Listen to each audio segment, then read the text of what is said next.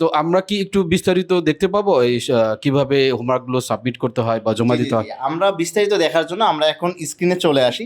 কিভাবে হোমওয়ার্কটা দিতে হবে, কিভাবে দেখতে হবে মার্কিং, সকল কিছু আমরা এখন সরাসরি স্ক্রিনে দেখি। আমরা এখন প্রবেশ করতেছি এডু পরিবার অ্যাপে। এডু পরিবার অ্যাপে প্রবেশ করার পর আমাদের প্রথমে আসবে লগ ইন করুন। আমরা এখন লগ ইন করবো। লগ ইনে আমাদের যে নাম্বারটা দেওয়া থাকে আমরা সেটা দেবো এবং পাসওয়ার্ডটা দেবো। আমাদের লগ ইন হয়ে গেলে আমরা সরাসরি এইরকম একটা ইন্টারফেস দেখতে পাই। আমাদের এই এডুওয়েভার অ্যাপের হোমওয়ার্ক কোথায় আছে আমি সেটা এখন দেখতেছি। প্রথমে আমরা দেখতে পাচ্ছি ভিডিও, পিডিএফ, এক্সাম এবং পরবর্তীতে আছে এইচডাব্লিউ। এইচডাব্লিউটাই আমাদের হোমওয়ার্ক। তো আমরা এখানে প্রবেশ করলাম। এখানে প্রবেশ করলে আমি দেখতে পাবো আমার এরকম হোমওয়ার্কগুলো থাকবে, যেটা আমাদের এক্সপায়ার্ড লেখা আছে। অ্যাকচুয়ালি সেটা আমাদের টাইম ওভার হয়ে গেছে। টাইম ওভার হওয়ার কারণে আমরা সেটা এক্সপায়ার্ড দেখতে পাচ্ছি, মানে আমি এটা আর এখন সাবমিট করতে পাবো না। এবং পরবর্তীতে যেটা আমরা প্রিভিউ দেখতে পাচ্ছি, তার মানে এই হোমওয়ার্কটা আমি অলরেডি সাবমিট করেছি। তো প্রিভিউটা কীভাবে অ্যাকচুয়ালি আমি দেখব সেটা আমি একটু পরে যাচ্ছি। বাট তার আগে আমি যেটা দেখব স্টার্ট, মানে আমি এখন হোমওয়ার্কটা কীভাবে জমা দেব সেটা দেখব। তো আমার দেখেন দেয়া আছে প্রথমে হোমওয়ার্ক 3 ম্যাথ। তো এটার যে স্টার্ট বাটনটা আছে, এই স্টার্ট বাটনে আমি ক্লিক করব। ক্লিক করলে আমি প্রথমেই দেখতে পাচ্ছি আমাদের টাইম একটা কাউন্টডাউন করতেছে যে আমার এত সময় আছে হোমওয়ার্কটা জমা দেওয়ার জন্য, 26 ঘন্টা 25 মিনিট। তো আমার এখানে টাইমও আছে 24 এপ্রিল 2026 থেকে 26 এপ্রিল 2026 পর্যন্ত আমার এই এক্সামটা আমি দিতে পারবো।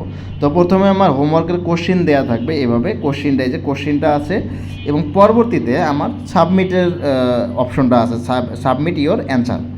তো আমি কি করব, আমার হচ্ছে এই কোশ্চিন থেকে আমার খাতায় সুন্দর করে লিখব। আমার হচ্ছে ফুল হোমওয়ার্কটা খাতায় লিখব। খাতায় লেখার পরে আমি সেই খাতা থেকে ছবি উঠাবো, আমার প্রতিটা লেখার প্রতিটা পেজের ছবি উঠাবো। ছবি ওঠার পরে সেই ছবিগুলো আমি এখানে সাবমিট করব। এখন আমি কিভাবে সাবমিট করব সেটা দেখি। এই যে click to upload your answer image, এখানে আমি ক্লিক করব। ক্লিক করলে আমার এখানে অ্যান্সার ইমেজগুলো আসতেছে। এখন আমি সেই ইমেজগুলো সিলেক্ট করব। আমার যতগুলো খাতা আমি লিখেছি সেই খাতার ছবিগুলো আমি সিলেক্ট করব। ধরেন আমি এই 10টা পেজ লিখেছি, এই 10টা পেজ সিলেক্ট করার পরে অ্যাড বাটনে ক্লিক করব। অ্যাড বাটনে ক্লিক করলে দেখা যাচ্ছে হচ্ছে প্রতিটা ইমেজ দেখা যাচ্ছে।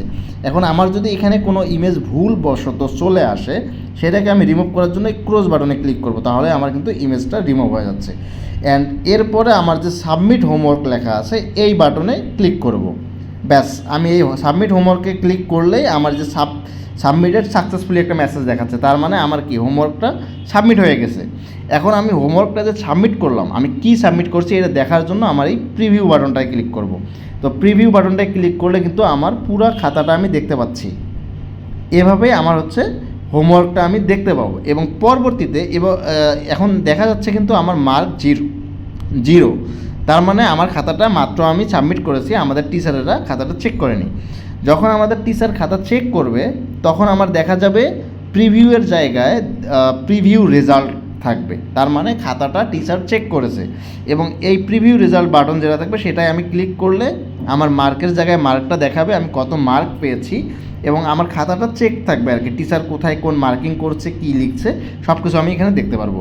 অ্যাকচুয়ালি আমরা এভাবেই হোমওয়ার্কটা দিয়ে থাকবো। সবাইকে ধন্যবাদ।